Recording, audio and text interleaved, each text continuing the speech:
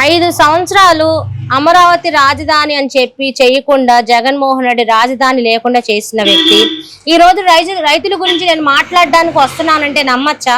నమ్మడానికి వెళ్ళలేదు. నువ్వు వస్తున్నావని అనుకుంటే ఆ రైతుని ఎమ్మడి పెట్టుకొని నాకు ప్రాపర్టీ ఏమి ఇవ్వలేదు, దాని గురించి నువ్వు రాయి అని చెప్పి వాళ్ళు అడిగితే వాడిని ఒకరిని తీసుకొని వచ్చి ఇక్కడ నిరూపించుకోవాలి. అదేమి ఉండదుగా. నిరూపించుకోకుండా వచ్చి నేను ధర్నా చేస్తానని వచ్చే బాగుంటుంది.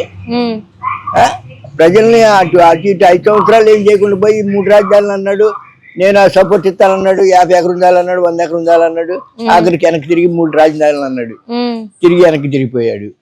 ఇప్పుడు ఎవరు నష్టపోయారు? రైతులు నష్టపోలేదుగా, వాడే నష్టపోయాడు.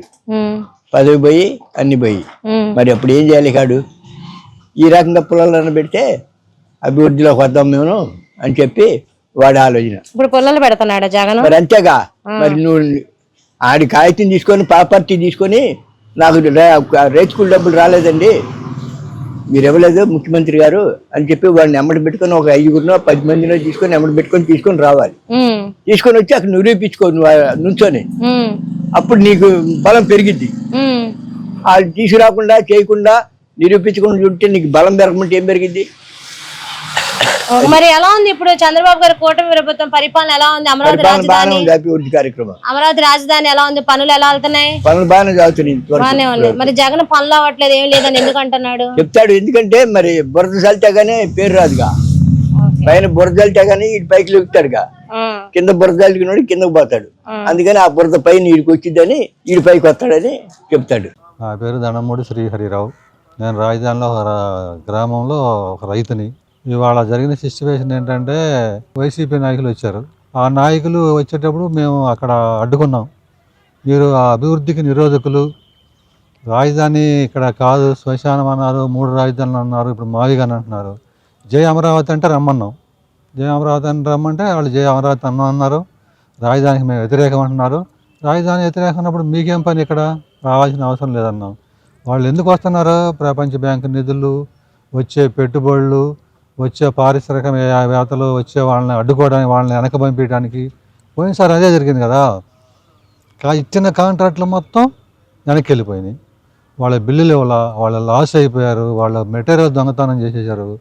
మళ్ళీ అది చేయాలని వాళ్ళు ఎవరు రాకూడదు, అమరావతి డెవలప్ అవ్వకూడదు. ఎందుకు? అమరావతి డెవలప్ అయితే చంద్రబాబు గారికి పేరు వచ్చింది. చంద్రబాబు గారి పేరు రావటం వాళ్ళకి ఇష్టం లేదు. మొట్టమొదటి అదే మాట అసెంబ్లీలో, మేము రాజధానికి వ్యతిరేకం అంటే ఇంతమంది రైతుల భూమి ఇవ్వకపోవచ్చు.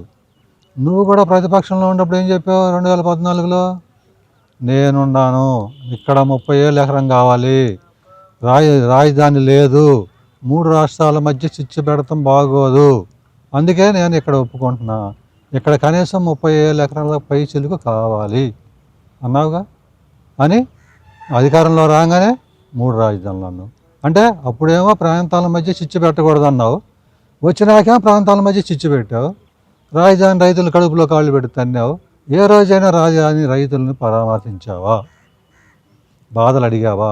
ధర్నా చేస్తుంటే పట్ల కట్టుకుపోయావు పోలీసు వాళ్ళని కాపలా పెట్టి. ఏ రోజైనా నువ్వు వచ్చి అడిగావా ఏం కావాలి మీకని? నీకు నీ రాజధానిలో కూడా నీకు నియోజకవర్గాల్లో 2 సీట్లు వచ్చినాయే, మంగళగిరి, తాడికొండ. ఎందుకు వచ్చినాయి? అసైన్డ్ భూముల వాళ్ళకి న్యాయం చేస్తా అన్నావు, చేయలా. రైతులకి నేను తొందరగా డెవలప్ చేస్తా చంద్రబాబు కన్నా మంగళ అన్నావు, చేయలా. చంద్రబాబు ఇల్లు కట్టుకోవాలా, నేను ఇల్లు కట్టుకున్నాను అన్నావు, మరి ఏది? చేయలా, అయిపోయింది. మళ్ళీ ఇప్పుడు వచ్చి మావిగాని అంటావు. నువ్వు జై అమరావతి అని రా. నీకు ఆంధ్రప్రదేశ్ ఈ రాజధాని అనేది 5 కోట్ల మంది అందరిది రాజధాని అప్పుడు నువ్వు కూడా రా, జై అమరావతి అను, పని చేసేదాన్ని చూడు, తప్పు ఉంటే చెప్పు. ఏం చెప్పకుండా ఆఫీసులో కూర్చొని కర్రలు, కోడిగుడ్లు, రాళ్ళు, అనుసరణలు వేసుకొని 20 కార్లు 10 కార్లు వేసుకొచ్చి రాజధానిలో రైతులను బెదిరిద్దామని. రైతులందరూ వ్యతిరేకించారు, రైతులందరూ ఒకటయ్యారు, వచ్చి వెనక్కి పంపించారు. అదేగా జరిగింది. మళ్ళీ అక్కడ కూర్చొని ఏం చెప్తున్నారు? మీ టీవీలో ఏం చెప్తున్నారు? రాళ్ళు, కర్రలు తీసుకొచ్చి అమ్మడబడ్డారు, కొట్టారు, రాళ్ళు వేశారు, కార్లు పగలు కొట్టారు, ఇవన్నీ చెబుతున్నారు. తీసుకొచ్చింది మీరే కదా, కోడిగుడ్లు అన్న రాళ్ళు. మీ కార్లు ఎందుకు ఉండాలి? మీకు రావాల్సిన పని ఏంది? మీరు మావిగాని అంటున్నారుగా. కావూరు సదాశివరావు, నేను అమరావతి రైతుని.